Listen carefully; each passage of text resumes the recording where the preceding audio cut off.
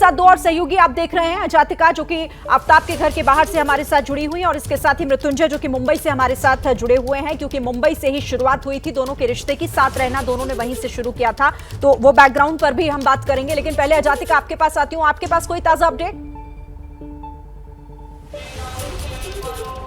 जी शिरीन, देखिए यहाँ पर ये बोला जा रहा था कि पुलिस की प्रशिक्षण की जो सर्च टीम है वो भी फिर से आ सकती है, जांच की जा सकती है, लेकिन फिलहाल ऐसी कोई टीम पहुंची नहीं है। बीते दिन की बात करें तो फॉरेंसिक की टीम ज़रूर पहुंची थी। फॉरेंसिक की टीम ने कई सारे जो खून के कतरे हैं वो किचन से बरामद किए थे, और लेकिन अब भी वो रिपोर्ट आनी बाकी है। जो खून का कतरा किचन से बरामद हुआ था वो श्रद्धा का ही है या वो किसी और का है। फिलहाल इन सभी चीज़ों पर कशमकश बनी हुई है, गहमा गहमी भी बनी हुई है और द्वंद्व की स्थिति बनी हुई है। जब तक कि रिमांड की डेट नहीं आती है, जब तक कि उसे पेश नहीं किया जाता है, तब तक चीज़ें बहुत ज़्यादा साफ नहीं हो पाएंगी, क्योंकि पुलिस के हाथ अब तक कुछ खास सबूत नहीं लग पाए हैं। कुछ और चीज़ें जो कि हमें ग्राउंड से ज़रूर मिल पाई हैं, आफ्ताब के घर से ज़रूर मिल पाई हैं, फिर चाहे वो प्लम्बर की बातचीत हो जो कि हमने ताज़ा करी है, अब से कुछ देर पहले ही करी है, या फिर उस शख्स की बातचीत कहें जिसका ये कहना था कि मोटर रात भर चलता रहता था। लेकिन इन सभी कड़ियों को जोड़ने के लिए जो सबसे ज़्यादा ज़रूरी है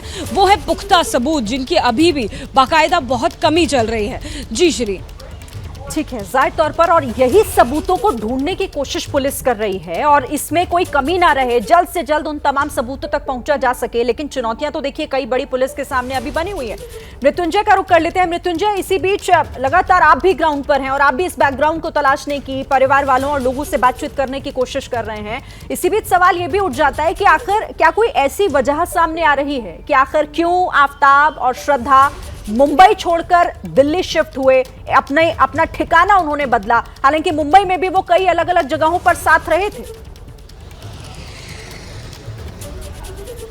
देखिए, बहुत महत्वपूर्ण सवाल आपने पूछा कि आखिरकार ऐसा दोनों के रिश्ते में क्या हुआ कि वो झगड़ा होने लगा, और फिर ये कब से शुरू हुआ और दिल्ली जाने का निर्णय क्यों लिया। तो आपको बताएं कि इसकी शुरुआत हुई साल 2020 में। अक्टूबर में जब नए नए लिव इन रिलेशन में आए तो सब कुछ अच्छा था। वो पहले अपना घर छोड़कर इसी किन्हीं कॉम्प्लेक्स के एक विंग में रहते थे, किराए का फ्लैट लेकर, 1 रूम किचन था वो। लेकिन जनवरी 2020 में जब श्रद्धा की मां का निधन हुआ, श्रद्धा की मां के मौत के बाद दोनों के रिश्ते खराब होने लगे। वजह नहीं स्पष्ट है कि किस वजह से झगड़े होते थे, लड़ाइयाँ होती थी, लेकिन निश्चित तौर पर दोनों के बीच में झगड़े होते थे। ये बात खुद आफ्ताब ने वसई पुलिस के सामने जो बयान है उसमें दिया और कहा कि उसके मां के निधन के बाद झगड़ा होने लगा और अपने मां के घर पर वो 15 दिन के लिए गई थी। लेकिन आफ्ताब ने माफ़ी मांग ली। जब माफ़ी मांग ली तो फिर से श्रद्धा उसके साथ रहने चली आई और वहाँ इनके लेकिन समय समय पर झगड़े होते थे। एक इंसिडेंट ऐसा आया कि श्रद्धा ने अपने 2 दोस्तों को, लक्ष्मण नादर और सुबिन, इन 2 दोस्तों को फ़ोन करके रात को कहा कि जल्दी से आओ या आफ्ताब मुझे मार डालेगा, मुझे ऐसा डर लग रहा है। तो आप समझिए कि उसके दोस्त वहां पर पहुंचे, उसको रेस्क्यू किए और श्रद्धा को लेकर गए, लेकिन श्रद्धा फिर आफ्ताब के पास चली गई। तो इस प्रकार का घटनाक्रम हुआ। इन्होंने जो पुलिस को बयान दिया आफ्ताब ने, इसने ये कहा कि हमें अपने रिश्ते अच्छे करने थे, इसके लिए हमने डिसाइड किया कि हम महाराष्ट्र से बाहर निकलते हैं और नॉर्थ इंडिया चलते हैं। तो इन्होंने हिमाचल और उत्तराखंड में कई जगह पर घूमने गए थे। वहाँ पर इन्होंने काफ़ी समय बिताया, 15 से 20 दिन की छुट्टी पर थे। और उसके बाद वहाँ उनको बद्री नाम का लड़का मिला जो उनका दोस्त बना। उसने बताया कि यहाँ दिल्ली में घर सस्ते हैं, यहाँ पर नौकरी अच्छी है, और यहाँ उसके बाद ये दिल्ली में रहने लगे और वहाँ पर गुड़गांव की एक कंपनी में वो प्रोडक्ट असिस्टेंट करके इस पद पर एक प्राइवेट कंपनी में काम करने लगा। तो इस प्रकार से यहाँ झगड़े होते थे, लेकिन बाद में वो दिल्ली चले गए काम के सिलसिले में, ऐसी जानकारी दी गई।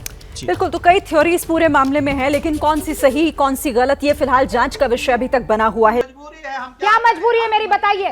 मैं अभी आपको बताती हूँ कि मैंने ओए होए होए होए नमकीन के चटकारे लेते हुए टकटकी मार के डिबेट शो को पॉज रिपीट कर कर के देख रहे हैं जोगिंदर जी। इनकी तरह आप भी देखें अपनी फेवरेट डिबेट्स को रिपीट कर, और डाउनलोड कीजिए एबीपी लाइव ऐप अपने स्मार्ट टीवी पर।